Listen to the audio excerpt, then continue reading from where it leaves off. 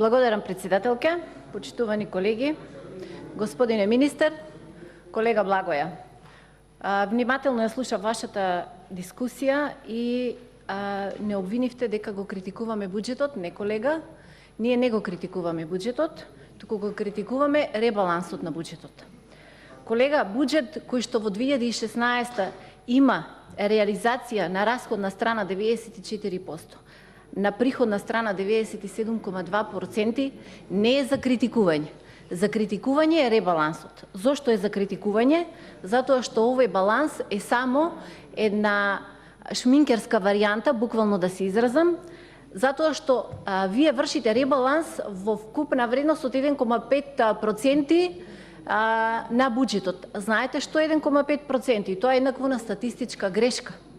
Значи, вие само сакате преку овој ребаланс на буџетот да направите едно реалоцирање на парични средства, како вие викате, од непродуктивни во продуктивни, но јас не би рекла така, јас би кажала напротив, дека вие кратите од продуктивни во непродуктивни ставки. Колега, зборувавте за тоа дека, ќе ве цитирам, ребалансот е потребен за да овозможи непречено спроведување на финансиските политики. Колега Благоја, вие не наследивте празен буџет како ние во 2006 година. Вие наследивте полн буџет, полна државна каса. За разлика од ние во 2006 година, кога наследивме негативно салдо и минус. Да не зборувам со бројки, си знаете вие самите. Велите дека домакински ќе работите. Како би работеле вие домакински, колега Благоја, кога проекцијата на бруто домашниот производ, односно на растот, од 3% ја намаливте на 2,2%, а останавте на дефицит од 2,9%. Економистите тоа го разглобија, знаете дека ова математички не е изводливо. Знаете колку би требало да биде дефицитот во оваа ситуација? Најмалку 3,5%. Тоа е во врска со дефицитот, колега, за кој што вие во предизборните ветувања упорно велевте дека е преголем и дека прво нешто што би направиле дека ќе го намалите дефицитот. А вие, напротив, не го намаливте. Го намаливте растот на 2,2%, а дефицитот ви остана на 2,9%. Колега, во врска со задолжувањата, исто така ја критикувавте владата дека премногу се задолжува. А вие сега ја задолживте државата за 148 милиони евра, од кои 48 на домашни задолжувања и 100 милиони евра странски задолжувања.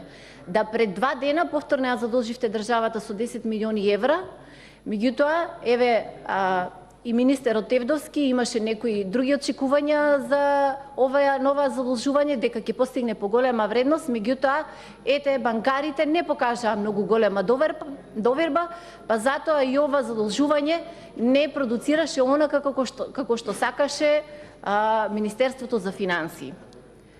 Тоа е во врска со задолжувањата.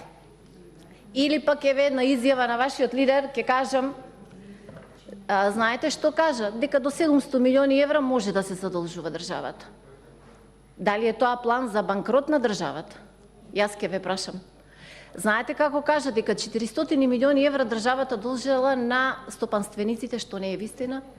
Тие сами кажаа дека државата нема никаков долг кон нив, дека се е исплатено. И сега прашањето е зошто се овие задолжувања? Зошто се овие толкави енорми задолжувања? Знаете дека мора да се задолжува. Тоа и министерот го знае, меѓутоа вака, посебно во овој прв квартал, кога остваривте 0% раст, мора да се задолжите, затоа што приходите не се прибираат со такво темпо како што требаше да се прибираат. Тоа е едно, колега.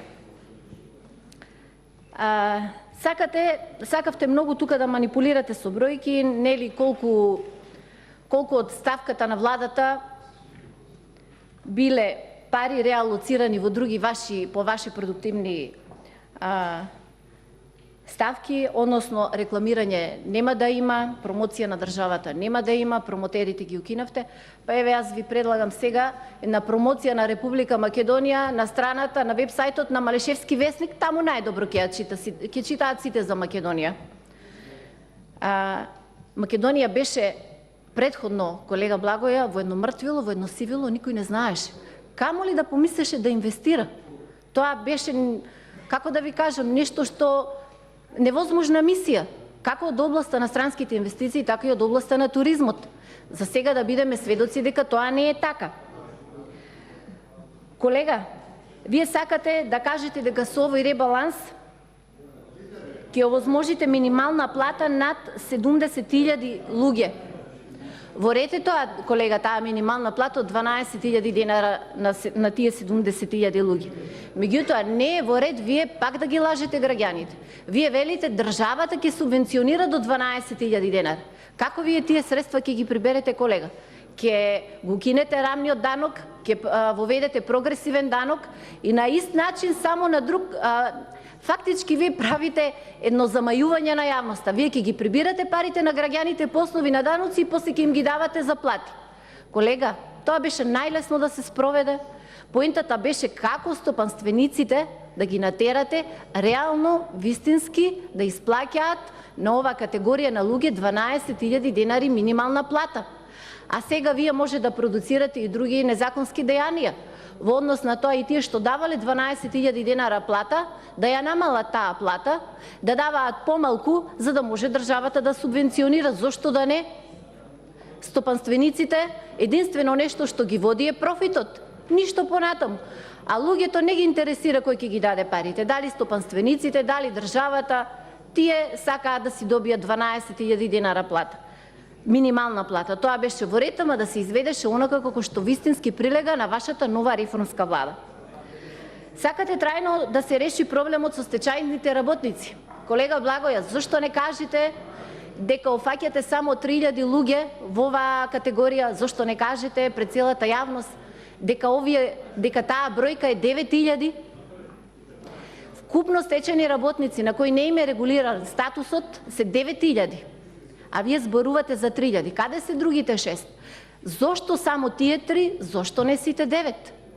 И добро е пак и 3, ајде и тоа е за поздравување, бидејќи тие се продукт на вашето работење. Во времето на транзицијата, во времето на онаа фамозна приватизација, кога немаше семејство кое не остана вака погодено, кој што ден денеска имаме во секое семејство лични случаи од тој тип на приватизација.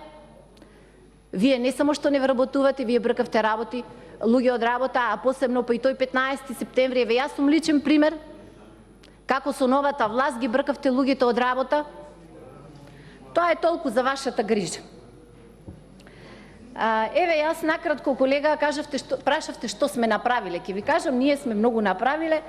Овде само ќе се надоврзам на од областа на изградба на патиштата. Колега, над 200 километри нови автопатска мрежа, над 130 километри магистрални патишта, над 408 километри регионални патишта, над 600 километри регионални патишта. Тоа, колега, се проекти, тоа е направено. Тоа е само во областа на патиштата. За понатаму видливо е, сите граѓани гледаат како и што се работи.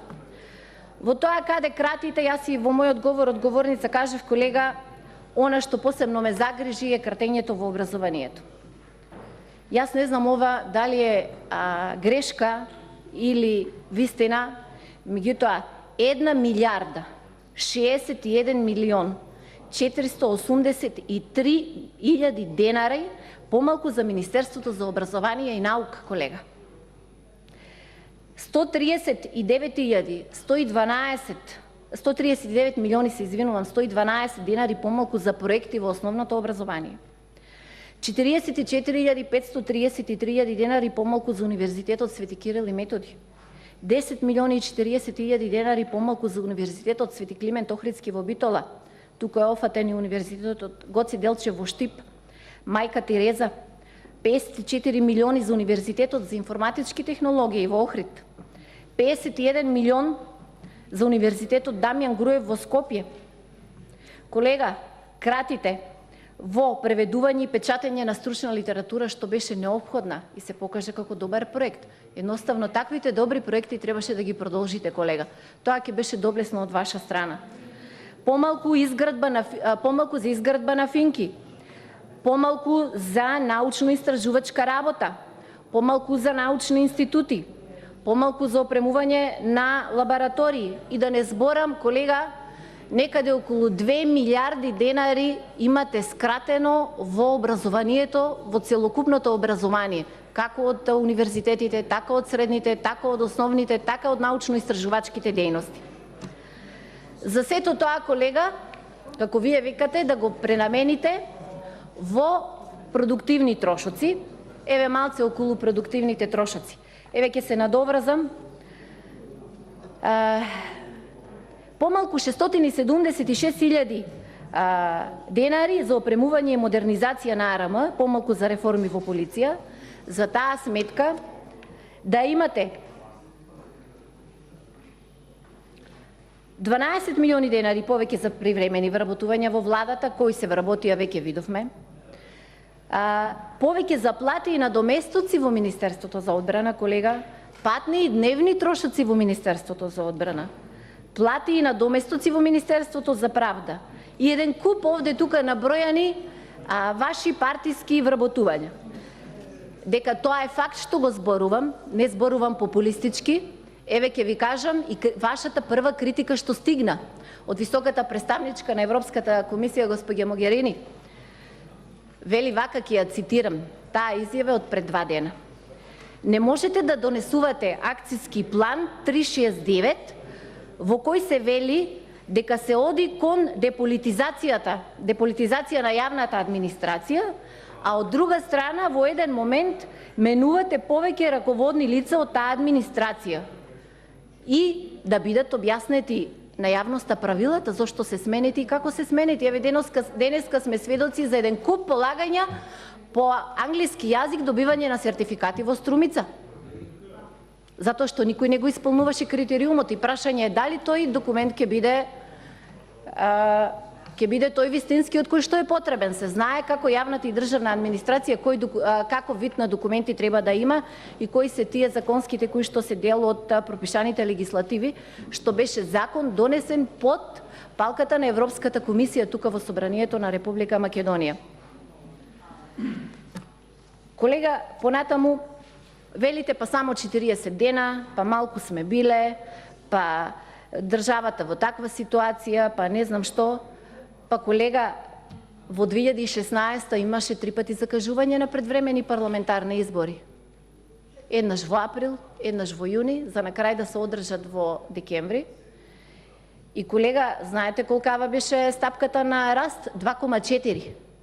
Значи, економијата успеа да одолее на сите предизвици, намерно или ненамерно предизвикани во нашата држава.